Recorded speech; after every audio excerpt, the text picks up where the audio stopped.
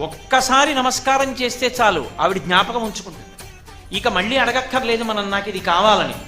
ఆవిడే దాన్ని గుర్తు పెట్టుకుని మళ్ళీ మళ్ళీ ఇచ్చే లక్షణం ఉన్నటువంటి అమ్మవారు కనుక ఆవిడికి మరిడమ్మ తల్లి అని పేరు. ఒక ఊళ్ళో నూకాలమ్మ.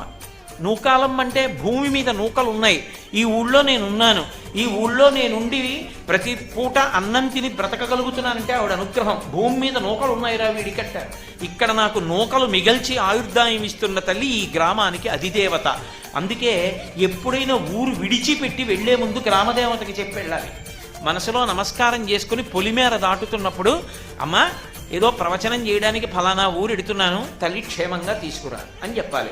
మళ్ళీ పొలిమేరకు వచ్చినప్పుడు చెప్పులిప్పి ఓ నమస్కారం చేయాలి. అమ్మ నీ అనుగ్రహంతో మళ్ళీ ఈ ఊరు వచ్చాను, నాకు నూకలు మిగల్చావు తల్లి, నీకు నమస్కారం.